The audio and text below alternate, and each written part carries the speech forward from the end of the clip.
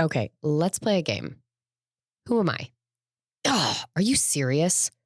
Nice turn signal, buddy. Dude, really? What are you doing?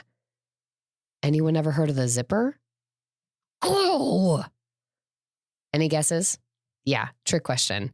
I am all of us rolled into one big ball of road rage. But what in the world does this have to do with shame? Let's find out.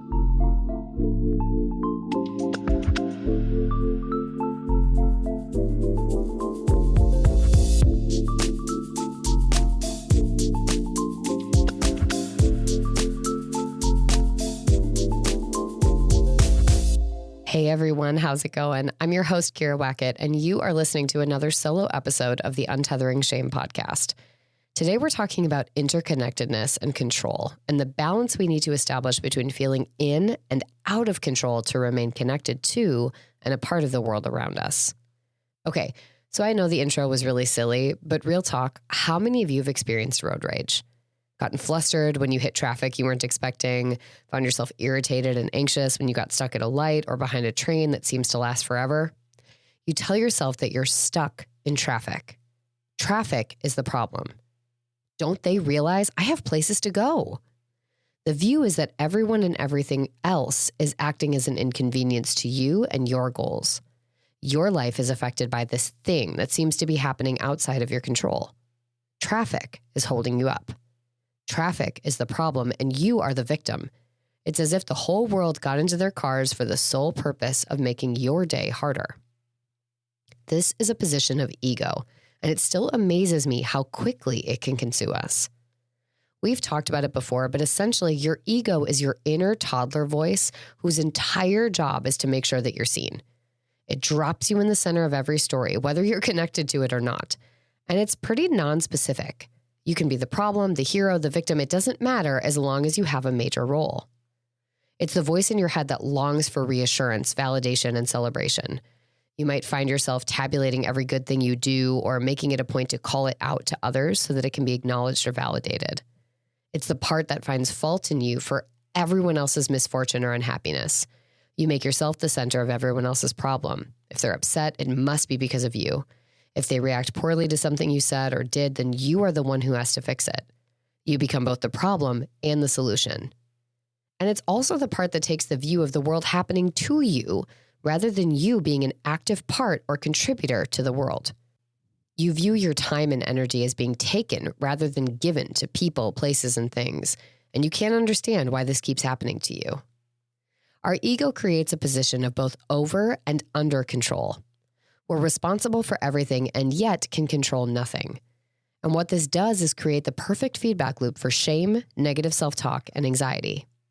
So from an under control perspective, if we have no control over what's happening to us, how someone treats us, our boundaries being eroded, getting stuck in traffic, then we can't be responsible to make the change.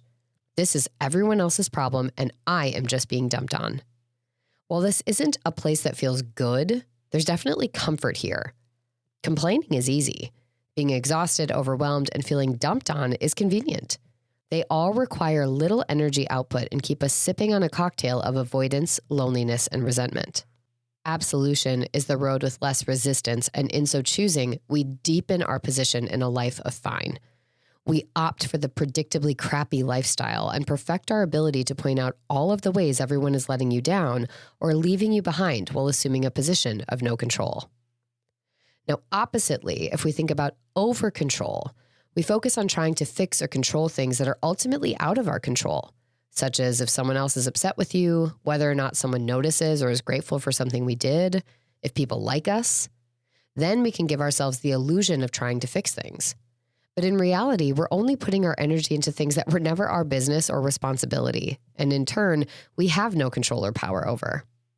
Thus, we find ourselves back in the same pond of the world happening to us, the role of martyrdom worn well. This is the second nail in the coffin of living a fine life. Everything is futile, nothing will ever be better, no one appreciates you, and you're just going to coast through even though you're unhappy, lonely, and resentful. Both sides of this position lead us to feel powerlessness, because rather than getting clear on what is and isn't in our control, Our fear, anxiety, and shame force us to keep banging our heads against immovable objects we can do nothing about and leave us fearful of trying anything different. But here's the thing. You are part of traffic. You are an active contributor to the traffic you're in. You do have control. Let's consider traffic itself for a minute. Okay, some of the things you have control over. Whether or not you use a vehicle to commute. How you schedule your day. How much time you left to get to your destination. How you react when people cut you off, drive poorly, or don't follow the zipper rule for merging. How you drive. How you talk about and to other drivers. What you focus on while driving. How long is it taking, or the focus on time, the podcast episode or album that you're loving, if people will be upset with you if you're late, if there's a quicker route, the location of the car that cut you off, and your mindset and filter while driving, i.e. whether or not you see everything as happening to you and the world actively working against you to make your life harder, or seeing that traffic is an inconvenience for many, and likely no one in their cars right now would choose to be in it. Do you really think that that accident was there just to annoy you? Remember, traffic is a collective experience. The world isn't out to make your day harder. It's hard for all of us. So why contribute more to that pain than is helpful? Now, stepping out of traffic and into our lives as a whole, I want you to consider this. You are an active contributor to the life that you lead. In fact, you're the primary author of your own story, whether you take the reins or not. Shame, fear, and self-doubt will rule for as long as you give them a foothold. But at the end of the day, the only person who's truly affected by it is you.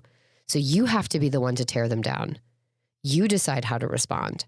You decide how you show up to your life. And while people can act or talk in whatever way they choose, you get to decide if you'll accept or hold on to that behavior and how you want to respond. So let's use boundaries as an example.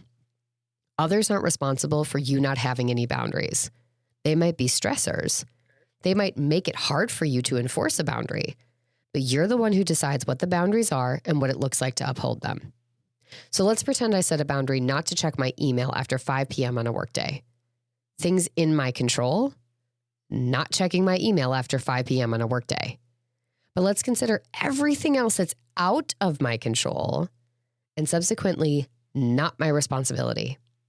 How many emails I get after 5 p.m., the asks people make of me after 5 p.m., if someone didn't get back to me before 5 about something I needed or wanted today, or I'm anxious to get the response for, if someone's upset that I'm not available after 5 p.m., and how my boundary affects other people's boundaries, timelines, and expectations. The reality is either choice, maintaining and eroding your boundary, will have consequences.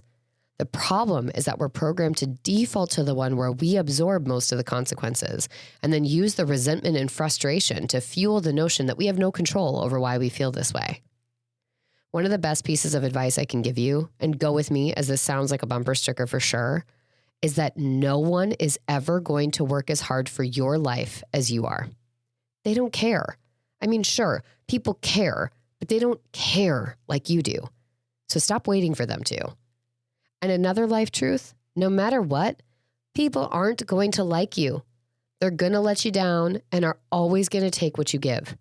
So let's just assume all of those factors are uncontrollable, because they are, and instead shift gears into the roles you do have control over so that you can decide to lean into what you can actually control and can walk away with and past your fears to do something about it and find a mindset that brings you fulfillment and peace while doing so. Okay, now I leave it to you. What is the next 1% change that you can make as it relates to finding control neutrality? How can you begin to apply this to your daily life? And what is the why that will empower you to get there? Now, before you go, I would love to hear from you about anything and everything that came up. So be sure to check out the Q&A, fill out the poll, or send me a voice memo so we can connect and I can support you in your journey. If you found today's episode valuable and insightful, I encourage you to leave a review, hit that 5-star button, and of course, share this episode with someone you think could benefit from hearing it. Thank you for tuning in today. And remember, change takes time, but every step counts. So stay the course, stay hopeful, and stay committed to your well-being. We'll be back with more insightful discussions to support you on your journey. Until then, take care, and I'll catch you next time.